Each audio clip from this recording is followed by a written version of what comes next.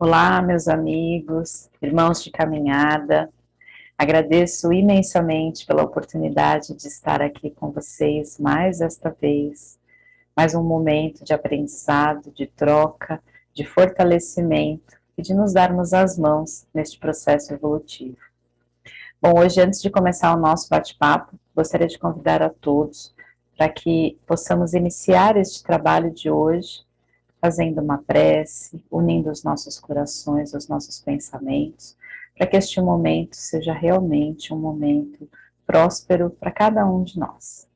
Convido vocês para que fechem os olhos, e neste momento possamos silenciar o nosso coração, os nossos pensamentos, de todas as tribulações do dia, e que neste momento possamos nos conectar uns aos outros, nos conectar com a espiritualidade maior, nos conectar com a mensagem de Jesus e interiorizar os aprendizados, transformando-os gradativamente em novas ações ao longo dos nossos dias.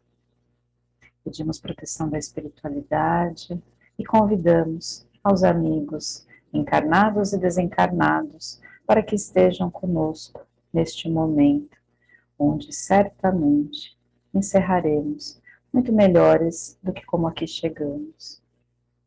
E para dar início a este momento especial, façamos juntos a prece que Jesus nos ensinou. Pai nosso, que estais nos céus, santificado seja o vosso nome. Venha a nós o vosso reino. Seja feita a vossa vontade, assim na terra como nos céus. O pão nosso de cada dia nos dai hoje, perdoai as nossas ofensas, assim como nós perdoamos a quem nos tem ofendido. E não nos deixeis cair em tentação, mas livrai-nos de todo o mal. Que assim seja, graças a Deus e graças a Jesus. Muito bom.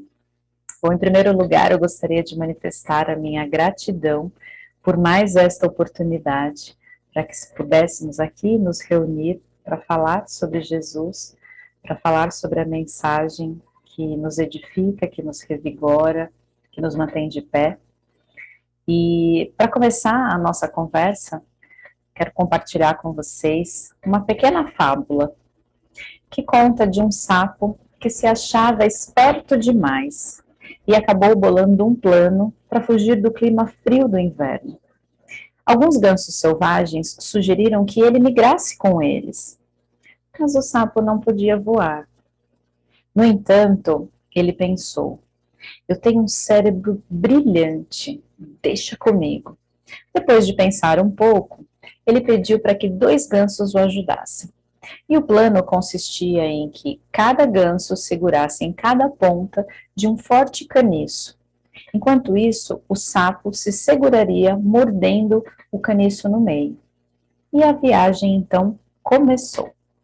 Quando eles passaram por uma pequena cidade, os moradores saíram para ver aquela cena estranha. Alguns gritaram: quem poderia bolar algo tão genial? O sapo, então, foi se inchando de orgulho, se achando importante, e de tão inchado, não resistiu e exclamou: eu sou o cara, eu bolei tudo. Assim, o seu orgulho foi a sua própria ruína, pois no momento em que ele abriu a boca, orgulhoso, ele se soltou do caniço e estatelou-se no chão, morto.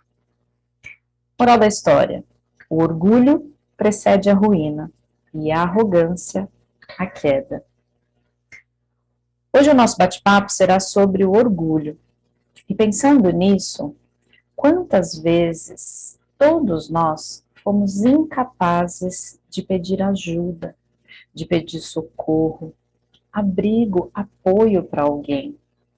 Mesmo que nós estivéssemos no nosso limite, nos sentindo afogados, sufocados. Pois é. Para o Espiritismo, o orgulho é o pai de todos os males. É ele que desencadeia todos os outros defeitos. Nasce dele a vaidade, a autopiedade, a lamúria, a raiva, o ódio, o rancor, o ressentimento. Agora vamos parar e pensar um pouquinho. É pelo orgulho que nós discutimos. É por orgulho que nós brigamos. É por orgulho ferido que nós nos magoamos. E é o orgulho que nos dificulta a prática do perdão. O orgulho, de acordo com o nosso dicionário, ele é um conceito exagerado de si mesmo.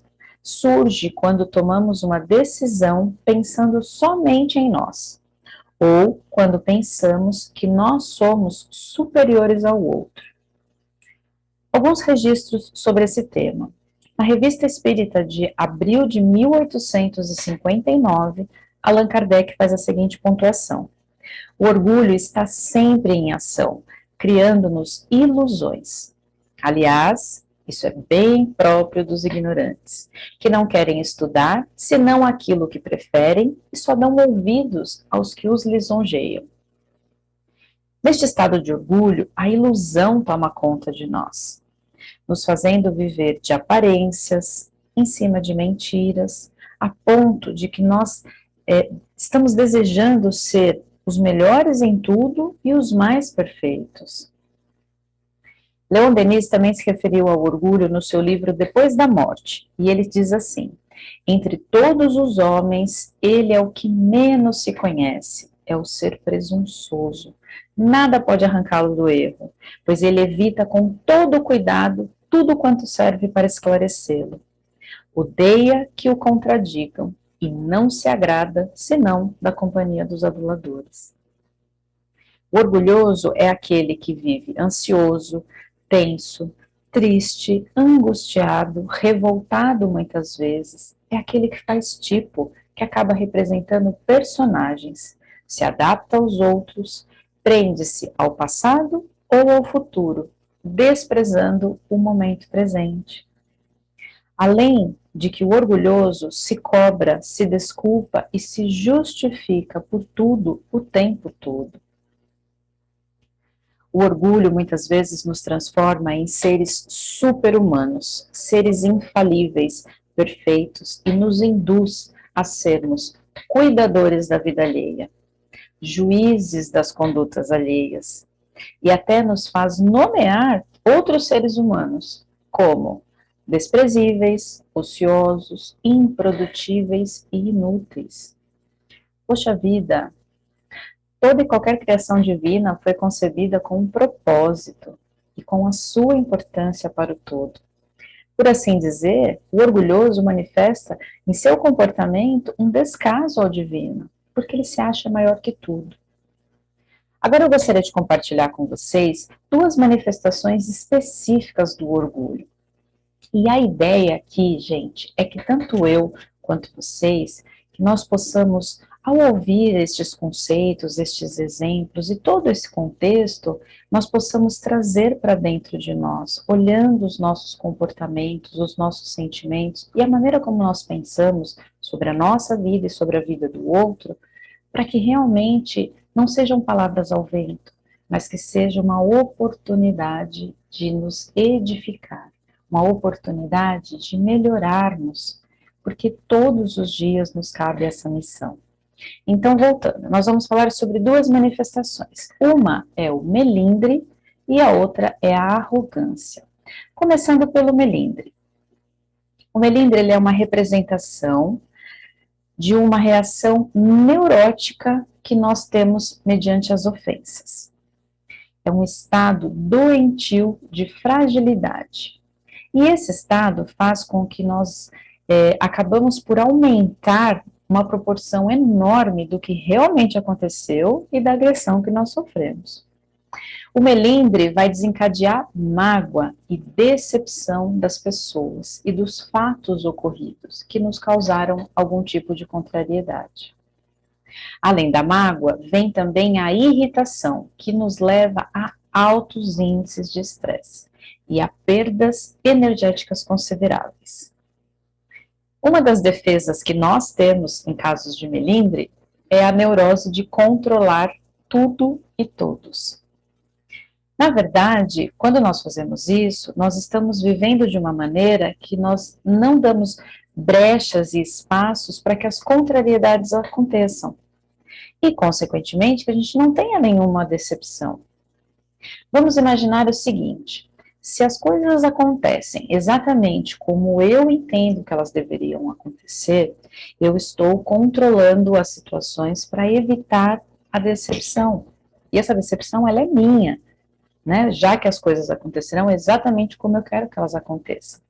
Só que isso tudo é muito grave, porque quando a gente tem essa neurose de controlar tudo e controlar todos, nós acabamos nos preocupando demais. Ou seja, a ocupação de energia, de tempo e de empenho que eu poderia estar utilizando para outras finalidades realmente edificantes, elas são consumidas porque eu estou ocupada em controlar tudo e controlar a todos.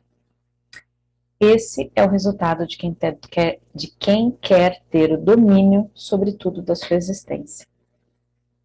A ofensa para todos nós, ela é um impulso natural, porque se nós considerarmos a imperfeição moral que todos nós temos e a nossa condição evolutiva, a ofensa se torna algo natural. No entanto, para que nós possamos modificá-la, o que ela desencadeia dentro de nós, é primordial que exista um compromisso individual. E esse compromisso é no nosso processo de autoiluminação. De que maneira que a gente pode trazer isso para a nossa vida, né, para o nosso íntimo? Através do devotamento, da aceitação das vicissitudes da vida, da resignação, da paciência, do otimismo perante os desafios, do nosso serviço de amor ao próximo, da fé no futuro e da humildade, fazendo o melhor que nós pudermos todos os dias. Essas são as medicações mais eficientes para as ofensas e para os ofendidos, quando nós falamos em melindre. E agora, mudando do melindre, indo para a arrogância, vejam que interessante. O princípio que gera a arrogância foi colocado no homem para o bem. Ou seja, é a ânsia de crescer, de realizar-se, o impulso que nós temos para progredir. Estes princípios são para nós fatores de motivação, para nossa coragem, para nossa ousadia e pelo encanto pelos desafios. No entanto, o excesso de tudo isso criou a paixão. A paixão gerou o vício.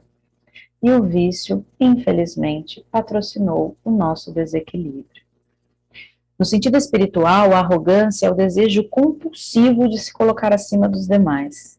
Nasce muitas vezes de um coração ocupado exclusivamente com o seu próprio ego. É aquela necessidade de ser o primeiro, ser o melhor, de qual maneira for. Pode ser em pensamentos, em sentimentos, em emoções, em comportamentos, em condutas, em sensações. A arrogância traz 4 pilares.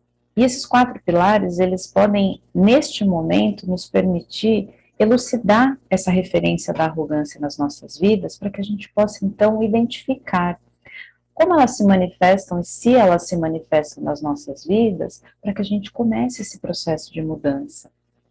Então, vamos lá. O primeiro pilar é a rigidez.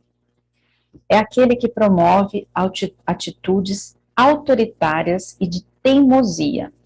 Manifesta comportamentos de intolerância. Promove o desrespeito ao livre-arbítrio do outro, alimentando o melindre pela vida não ser como você gostaria que ela fosse. Segundo pilar, a competição. Ela não existe sem a comparação e sem o impulso direto pela disputa. O que move essa competição é a força da inveja, causando menosprezo e indiferença, com o intuito de apagar o brilho do outro. Terceiro pilar, a imprudência. É a ousadia transgressora que não teme e não respeita limites. É a necessidade de controle e domínio que se manifesta pelo sentimento de poder. E o quarto pilar é a prepotência. é o indivíduo presunçoso, que dá toda a condição para que a vaidade se manifeste. Então, resumidamente, a gente pode pontuar esses 4 pilares da seguinte forma: na rigidez, eu controlo. Na competição, eu sou o maior. Na imprudência, eu quero. E na prepotência, eu posso. A arrogância, gente, infelizmente, ela nos retira o senso da realidade e nos faz, muitas vezes, acreditar mais no mundo que nós criamos do que no mundo como ele realmente é. Para lidar com a arrogância, nós precisamos ter uma habilidade de inteligência emocional fundamental, que é a autoconsciência. É essa autoconsciência que nos permitirá nomear os nossos sentimentos, aquilo que nós estamos sentindo. E esse nomear é fundamental para que a gente caminhe no processo evolutivo e de reforma espiritual. Como eu posso cuidar se eu não sei nem identificar o que é? E vejam que interessante. Tem um livro que se chama Escutando Sentimentos.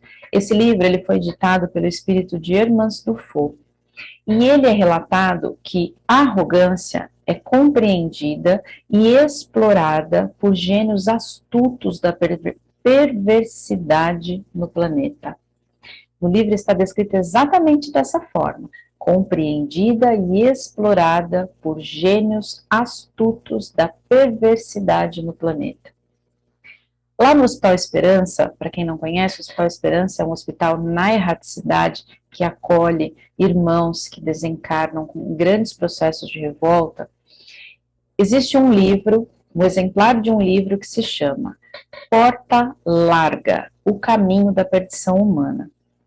Segundo relatos do livro, este livro Porta Larga, ele é utilizado nas escolas de maldade, nos núcleos organizados na erraticidade. Este exemplar encontra-se lá na biblioteca do Hospital Esperança, porque o próprio autor, há algumas décadas atrás, foi resgatado e socorrido por Eurípides Barçanufo, que é um dos idealizadores do hospital. E vejam que coisa mais interessante para a gente pensar e refletir. Este livro ele é um exemplar da inteligência psicológica, cujo propósito é só um: combater a mensagem evangélica do Cristo, que é embasada na humildade. Segundo o próprio autor, a arrogância é a porta larga para implantar o caos no orbe terreno. Eu trouxe essa informação para este momento justamente para elevar a nossa consciência sobre os efeitos do orgulho em nossas vidas, ao nosso redor, ao nosso planeta e à nossa condição espiritual. Para que assim os nossos esforços sejam realmente sinceros e com um alto grau de comprometimento, visando a nossa evolução moral. No Evangelho segundo o Espiritismo, no capítulo 7, Bem-aventurados os pobres de espírito, nós temos a seguinte afirmação: consentirás em lhe dar a esmola, mas a lhe apertar a mão fraternalmente, jamais. E com essa afirmação eu gostaria de propor uma reflexão.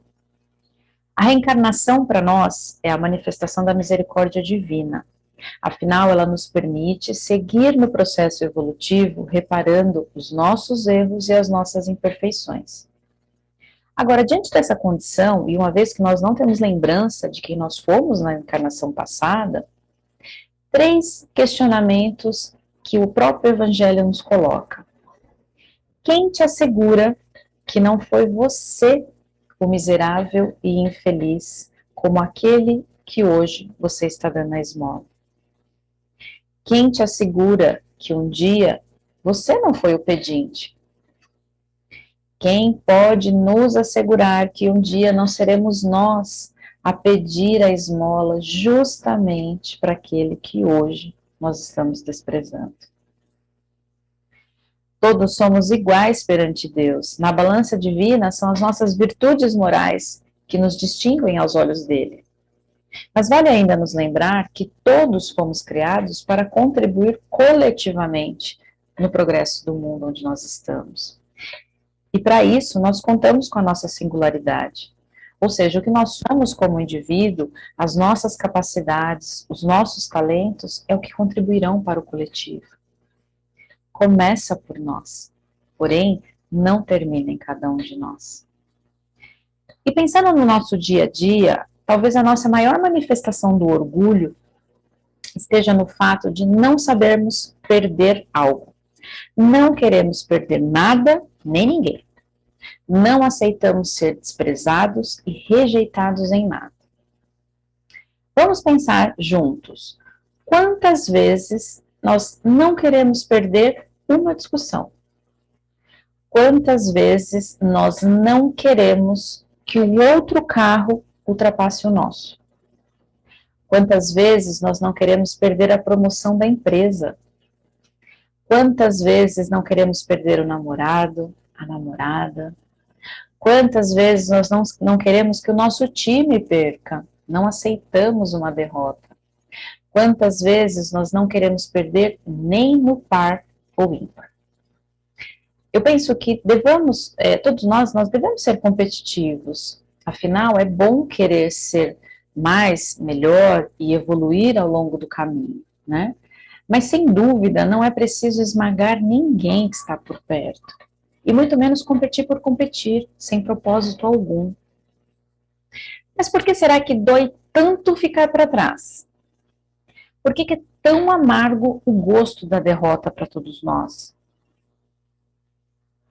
Vou até tomar uma água antes da resposta. Sabe por quê? Porque na maioria das vezes nós perdemos para nós mesmos. E é extremamente desafiador reconhecer as nossas falhas, as nossas fraquezas, a nossa incompetência, tudo isso por conta do orgulho que há dentro de nós. Nós costumamos revidar uma crítica imediatamente para não ter que ouvi-la de novo. Porque se eu prestar atenção na crítica que eu recebi, para interpretá-la, para entendê-la, eu vou ter que olhar dentro de mim. E nada fere profundamente o nosso orgulho do que olhar para dentro de si mesmo. Na doutrina espírita, nós falamos frequentemente sobre autoconhecimento e sobre reforma íntima. E é exatamente o orgulho que nos impede de olhar para dentro de nós mesmos. Pelo orgulho, nós nos achamos grande coisa, nos achamos muito mais do que nós somos, na verdade. E pegando um gancho nisso, eu quero compartilhar com vocês uma reflexão sobre a parábola do filho pródigo. A história retrata camponeses da Galileia que naquela época, segundo os registros existentes, tinham em torno de 100 famílias que moravam ali. E a relação com a terra para eles era muito expressiva, era aquela a identidade do povo. As famílias eram patriarcais, ou seja, o pai era a maior hierarquia presente. E naquele tempo as atividades eram desenvolvidas com todos os membros da família. Quando o filho mais novo pede a parte dele para o pai, ele comete uma grave falta. Por quê? Naquela época, enquanto o pai estivesse vivo, não se dividiriam os bens. A atitude daquele filho pode ser interpretada como se ele quisesse ver o pai morto. O orgulho daquele filho e todo o seu egoísmo o encorajou para que ele então tivesse aquela atitude. E a atitude do pai, por sua vez, ao repetir os bens e entregar ao filho mais novo, fez dele um homem que se humilhou perante aquele povo. Porque também contradiz a atitude que se esperava que aquele pai tivesse naquela época. Muito bem, o filho mais novo pega a parte que cabe a ele e sai daquela região e vai viver a sua vida. Dessa maneira, ele rompe a unidade familiar, ele cria uma ruptura na hierarquia daquela família. A história não traz relatos de como ele gastou, mas ele gastou tudo, até que ele inicia um processo de sofrimento. E esse sofrimento tem grande presença na falta de comida. Ele começa a passar fome. E por isso ele precisa arrumar um emprego como meio de sobrevivência. Quando tudo parecia estar perdido e o jovem no fundo do poço, as coisas ainda podem piorar. Ele passou a comer o mesmo que os porcos comiam. No entanto, aquele era um alimento sem nenhum valor nutritivo. então ele continua sem se alimentar de fato. E é exatamente neste momento que começa o seu processo de restauração espiritual, quando ele começa a cair em si e ele tem o despertar de consciência. E ele então decide voltar e pedir perdão ao pai. Só que esse filho sabe que ele tem 3 grandes problemas pela frente. O primeiro é que ele insultou o pai. O segundo é que ele vai ter que enfrentar a aldeia inteira, correndo o risco de até ser apedrejado em público. O terceiro grande problema é ele ter rompido com o irmão mais velho, porque a atitude dele era como se ele dissesse que eu não aceito dividir com você e seguir o legado do nosso pai quando ele morrer. Porque ele já rompeu isso, essa unidade familiar já foi rompida só com a atitude que ele teve. Ainda assim, ele se põe a caminho de casa porque ele entende que ele precisa retornar. Antes mesmo que ele chegue, o pai já o avista de longe e sai em direção dele. O pai, então, o abraça e beija repetidamente o seu rosto.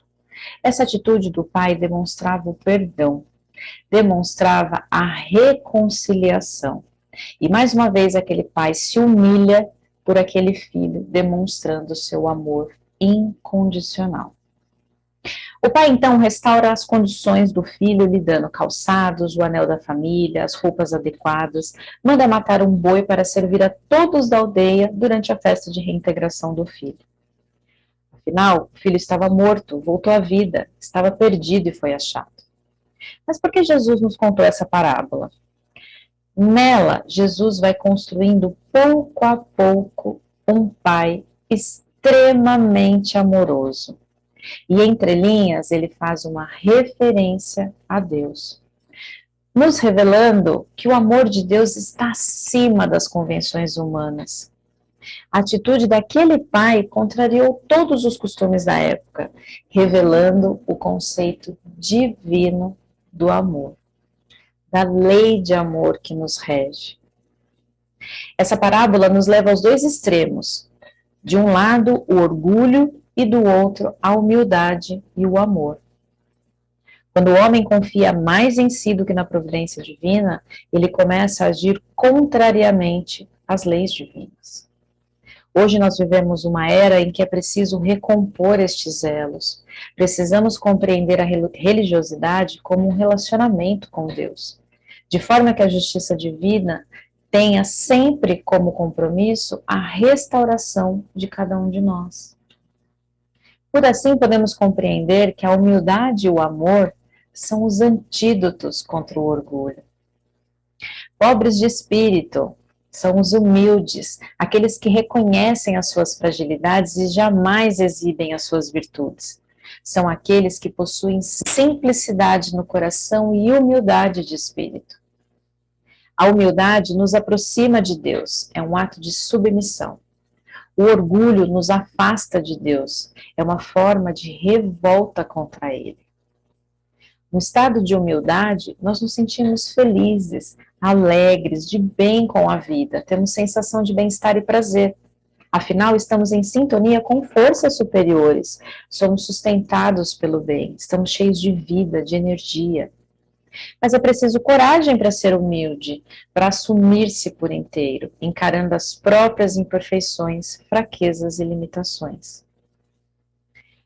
Jesus exaltou a humildade como condição para entrar no reino dos céus, porque é em estado de humildade que nós criamos o céu em nossas vidas, na vida das pessoas que estão à nossa volta. Agora, vale dizer que existe a verdadeira e a falsa humildade. A falsa humildade é aquela que consiste em menosprezar-se, em rebaixar-se como coitadinho.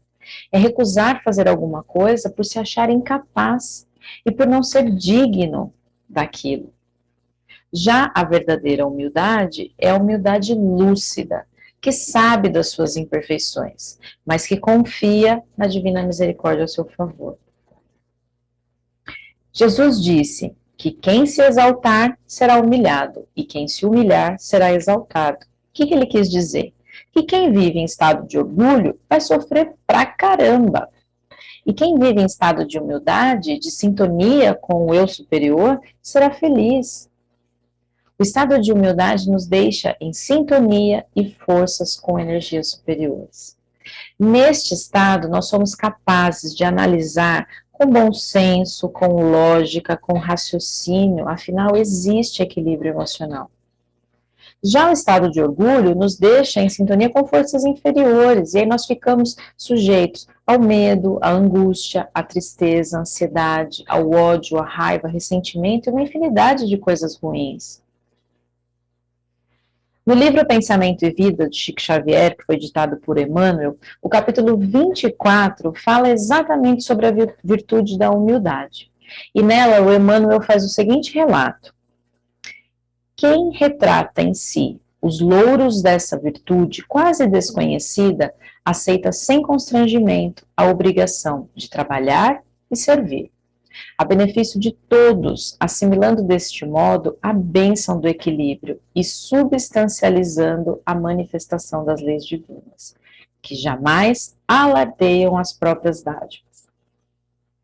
Humildade não é servidão, é sobretudo independência, é liberdade interior que nasce das profundezas do espírito, apoiando-lhe a permanente renovação para o bem.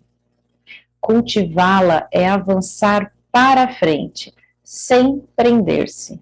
É projetar o melhor de si sobre os caminhos do mundo.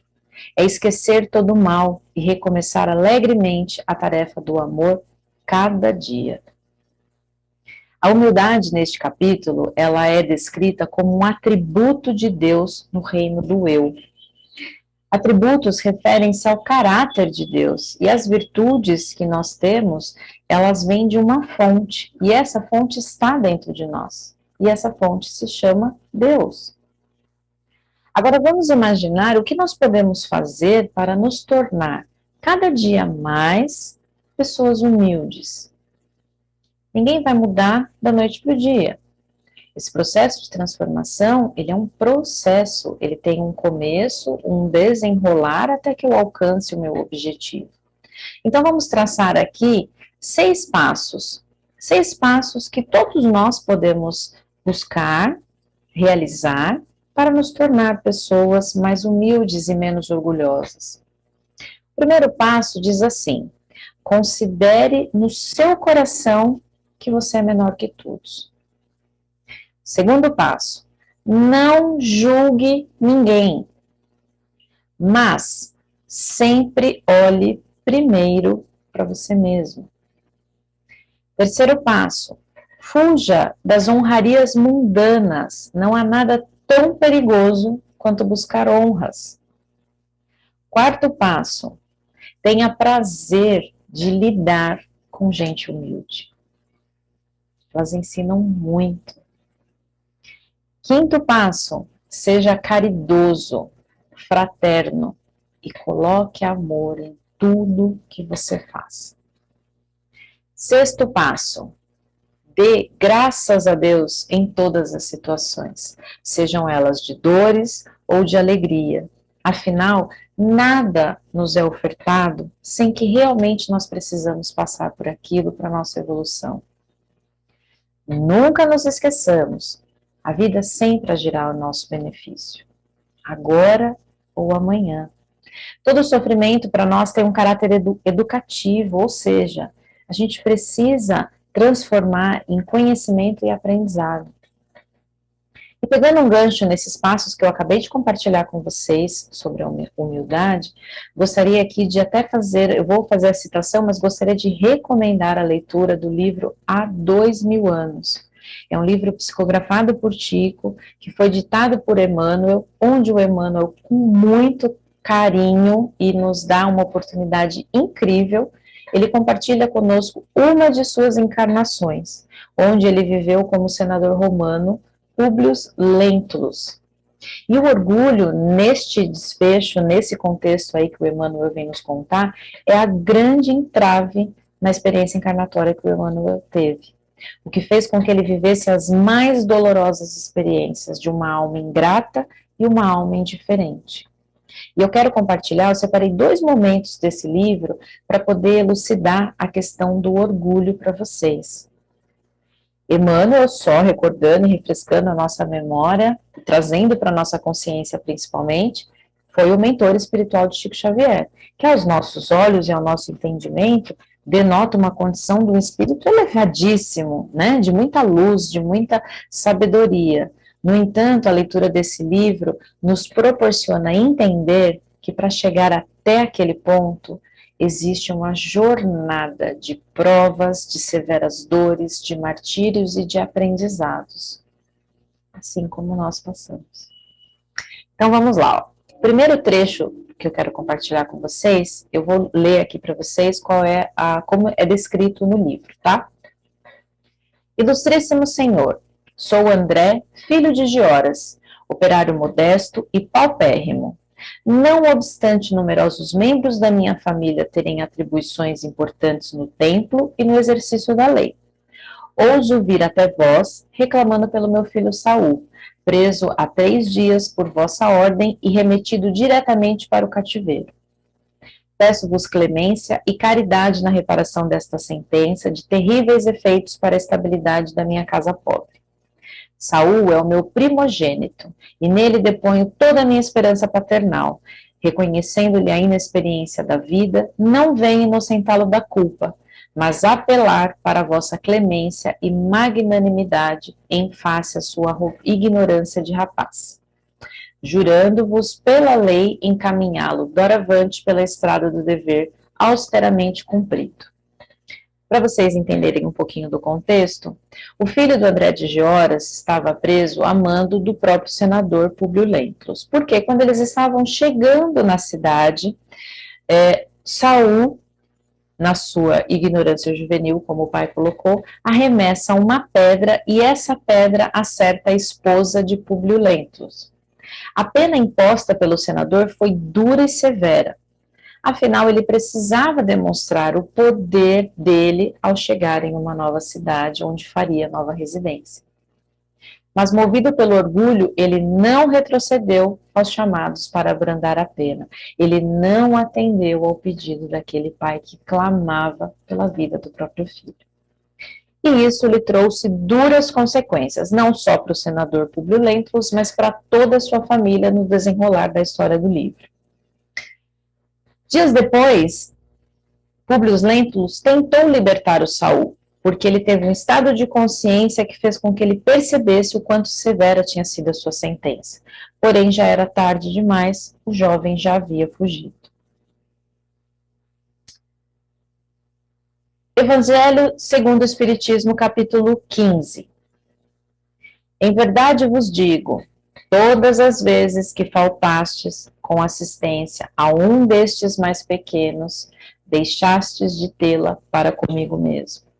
E estes irão para o suplício eterno, e os justos para a vida eterna. Na leitura desse trecho, vale nos perguntar: quantas vezes em nossas vidas nós temos a oportunidade de fazer o bem e adiamos? Quantas vezes nós somos chamados a sermos indulgentes e o nosso orgulho nos encaminha para as atitudes mais severas e mais duras? Esse foi só um dos convites à caridade que Jesus fez a Públio. Todos os chamados amorosos foram rejeitados pelo coração embrutecido pelo orgulho de Públio Lentulus. Mas a dor de ver a Lívia, que é a sua esposa, sua amada, né, alma gêmea de minha alma, mudou a sua vida. E aí, mais adiante no livro, os 2 últimos trechos que eu separei, vão dizer assim: se houvesse entendido bastante a sua caridade na cura da minha filha, teria conhecido melhor o tesouro espiritual do coração de Lívia, vibrando com seu espírito na mesma fé, ou caindo juntamente com ela na arena do circo, o que seria suave em comparação com as lentas agonias do meu destino. Teria sido menos vaidoso e mais humano, se lhe houvesse entendido a preceito a lição da fraternidade. E um pouquinho mais adiante ele faz a seguinte citação: Minha atual existência teria de ser um imenso rosário de infinitas amarguras, mas vejo tardiamente. Se houvesse ingressado no caminho do bem, teria resgatado um montão de pecados do pretérito obscuro e delituoso. Agora entendo a lição do Cristo como ensinamento imortal da humildade e do amor, da caridade e do perdão. Caminhos seguros para todas as conquistas do Espírito, longe dos círculos tenebrosos do sofrimento. Esses trechos que foram relatados pelo próprio Públio Lentulus demonstram o quanto ele reconhece que se a caridade estivesse presente no seu coração, na sua forma de agir, a sua vida teria sido diferente. As escolhas o fizeram rejeitar a proposta amorosa de Jesus. Essas propostas nos levam a caminhos de recomeço e de autocorreção. Hoje, nós escolheremos por qual estrada nós queremos trilhar. Temos o livre-arbítrio para isso. E esses exemplos nos convidam a repensar no que é escolha. E de que maneira nós estamos lidando com as nossas escolhas e com propostas amorosas que Jesus faz a todos nós, todos os dias. Em um outro livro que se chama Amor Além de Tudo, que foi psicografado por Vanderlei Oliveira, editado pelo espírito do Dr. Inácio Ferreira, é feito o seguinte apontamento. Para nós, espíritas, o Evangelho não penetrará em nosso coração se não abrirmos as portas das nossas defesas emocionais, alicerçadas no orgulho que alimenta a doença do ego desmedido. Não nos libertaremos das amarras de um passado de desatinos e más escolhas pelo simples fato de fazermos parte das atividades e trabalhos de uma seara espírita. Estas tarefas são sim bênção, mas nosso aproveitamento pessoal ainda não tem se revelado tão positivo quanto deveria. Não basta querer resolver as nossas dificuldades na vida interior somente com a desobsessão, com as orações, com o passe e o trabalho em favor do próximo. Pois tais iniciativas, embora louváveis e essenciais para todos nós, só alcançarão propósitos iluminativos em nossas vidas se forem empenhadas de um corajoso trabalho para colocar a nossa cabeça no divã. Divã este da honestidade emocional, da vitória sobre a hipocrisia, da lucidez sobre as nossas intenções e de autoconhecimento, que nos leve à mudança efetiva dos nossos hábitos e das nossas condutas. Ah, mas quem sou eu senão uma formiga, das menores, que anda pela terra cumprindo a sua obrigação? Esta é uma afirmação feita por Chico Xavier, e que José Carlos de Luca, em seu livro Minutos com Chico Xavier, nos convida a pensar na humildade desta formiga, que trabalha sem cessar, assim como Cristo, o espírito de maior elevação que este planeta já conheceu, uma formiga de Deus. Nasceu em uma estrebaria cercada do calor dos animais. Trabalhou na humilde carpintaria de seu pai. Não era rico, vivia boa parte da sua vida em uma cidade de pouca expressão política e econômica. Não escreveu nenhum livro, não vivia em palácios, nem nas sinagogas, preferindo o contato com o povo junto aos montes e aos lagos. Ensinou seus discípulos lavando seus pés, que o maior de todos seria aquele que servisse. Foi perseguido, traído e abandonado pela maioria dos seus discípulos no momento da crucificação.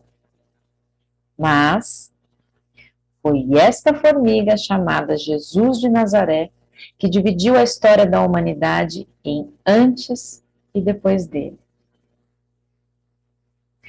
Meus irmãos, que todos os dias nós estejamos comprometidos com o nosso progresso, comprometido com as nossas imperfeições, comprometidos com o dever de estudar, de aprender e de se aprimorar. E mais do que isso, que nós estejamos comprometidos em viver as lições do Evangelho.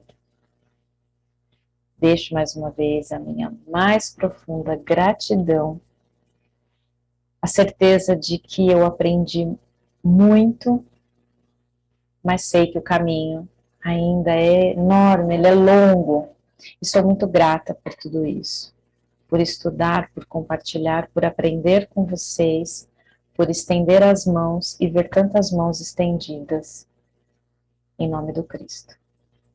Gratidão e até a próxima.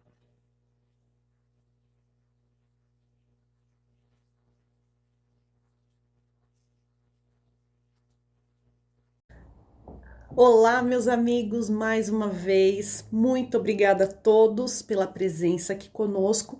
Quero agradecer também muito a nossa querida amiga Camila Panaro, que nos trouxe essa reflexão de hoje, direto de Sorocaba aqui com a gente, então gratidão.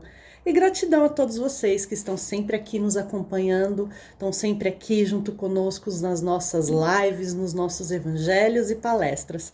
Hoje, sabadão, dia 13 de fevereiro, é muito bom estar com todos vocês aqui. Quero lembrá-los que os nossos plantões continuam lá no Maria Amélia, então você que queira nos ajudar fazendo a sua doação de 1 quilo de alimento, qualquer alimento que você possa nos ajudar, alimentos perecíveis, serão muito bem-vindos para que nós possamos aí ajudar cada vez mais a tantas famílias que necessitam, comunidades carentes, enfim. Então, continue nos ajudando. Os nossos plantões são toda segunda e quarta, das 9 ao meio-dia. Às sextas-feiras, das 13h30 às 16 horas, e no sábado, das 14 às 16 horas.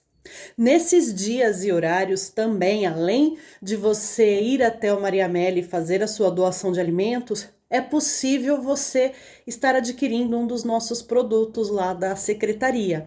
Sejam produtos com a marca Maria Amélia, sejam livros da codificação, livros complementares à doutrina. E durante todo esse mês de fevereiro, os nossos produtos e os livros estão com 30% de desconto.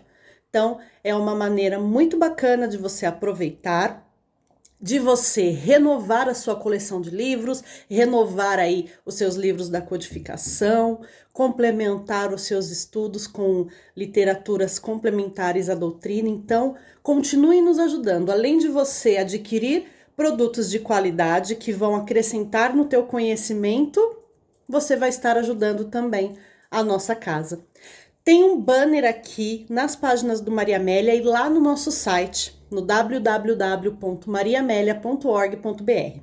É só você clicar no banner da promoção de 30%, que vai abrir uma planilha com a relação de todos os produtos que tem disponível lá na nossa secretaria e a quantidade de cada um.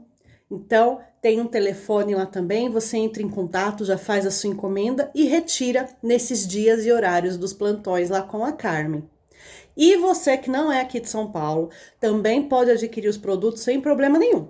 É só entrar lá em contato com o telefone e acertar que também é possível ser enviado via correio. Então, continue aí com a gente, nos ajudando a ajudar cada vez mais a todos aqueles que precisam. Lembrando que o Maria Amélia tem 50 famílias que são cadastradas e recebem mensalmente as suas cestas básicas, além de tantas outras famílias que é possível ajudar, comunidades carentes aqui da região, outras instituições. Então, assim, tudo isso só é possível graças à ajuda de cada um de vocês.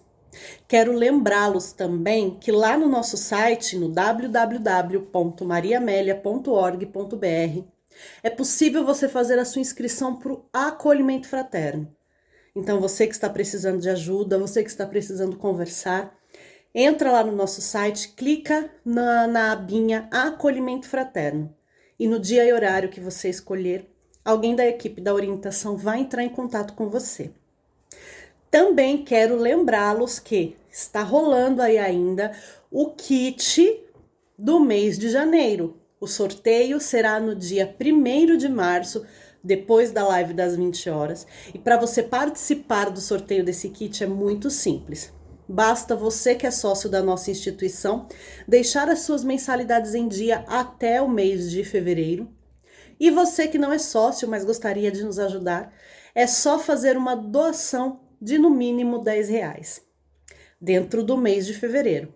Fazendo isso, você, além também de estar ajudando a nossa instituição, concorre aí a um kit super recheado. São 12 itens nesse kit.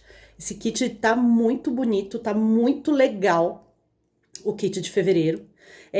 Tem todos os livros da codificação, tem agenda, tem caderno com o logo do Maria Amélia, enfim, tem muita coisa bacana. É um kit que vale muito a pena. Então, por que não juntar o útil ao agradável? Nos ajudar através da sua doação e, quem sabe, ganhar esse kit muito bacana. Lembrando que o Maria Amélia é uma instituição sem fins lucrativos, então para que a gente possa manter aí a nossa instituição, sempre a gente consegue manter através da ajuda que vocês nos fazem, seja com as doações de alimentos, que é imprescindível para que a gente possa continuar auxiliando a todos, seja através da venda dos produtos lá da nossa secretaria, os produtos com a marca Maria Amélia, os livros, seja com as doações que vocês fazem em dinheiro através de transferência bancária, agora com o Pix ficou bem mais fácil, seja através das mensalidades dos sócios. Então, assim, nós continuamos pedindo a ajuda de vocês, agradecemos muito, porque a gente sabe o quanto vocês estão nos ajudando, e para que vocês nos ajudem a divulgar cada vez mais as nossas atividades, os nossos trabalhos sociais, para que mais pessoas venham e queiram nos ajudar também. Vamos fazer com que essa corrente do bem cresça cada vez mais. Então, eu só tenho a agradecer a todos e convidá-los agora neste momento, aqueles que quiserem junto comigo, vamos fazer as nossas vibrações para que possamos finalizar este sábado da melhor maneira possível. Então, quem quiser junto comigo agora, vamos fechar os nossos olhos, acalmar os nossos corações, vamos elevar o nosso pensamento, agradecer a Deus mais uma vez pela oportunidade da vida, que possamos todos ser envolvidos em muito amor, paz e muito equilíbrio. Todos aqueles nossos irmãos que tanto necessitam, recebam esse amor, essa paz. Vamos neste momento mentalizar aqueles nossos irmãos que se encontram hospitalizados, aos nossos irmãos que se encontram em seus lares, doentes do corpo físico, de suas emoções, aos nossos irmãos desencarnados, todos aqueles nossos irmãos, moradores de rua, os nossos irmãos que se encontram em orfanatos, em asilos, todos aqueles que se encontram em sofrimento, em dor, que todos possam ser neste momento envolvidos em muito amor, muita paz e muito equilíbrio. Que possamos sair deste encontro de hoje muito melhores do que quando chegamos aqui. Pai nosso que estais no céu, santificado seja o vosso nome. Venha a nós o vosso reino, seja feita a vossa vontade, assim na terra como no céu. O pão nosso de cada dia dai-nos hoje. Perdoa as nossas ofensas, assim como nós perdoamos a quem nos tenha ofendido. E não nos deixeis cair em tentação e livra-nos de todo o mal. Graças a Deus. Graças a Deus, meus queridos, mais uma vez, muito obrigada a todos pela presença, a todos que estão aqui conosco. Tenham aí uma ótima noite de sábado, fiquem com Deus, um ótimo final de semana e amanhã, ao meio-dia, nós estaremos todos juntos aqui novamente para o nosso Evangelho. Fiquem com Deus, gratidão.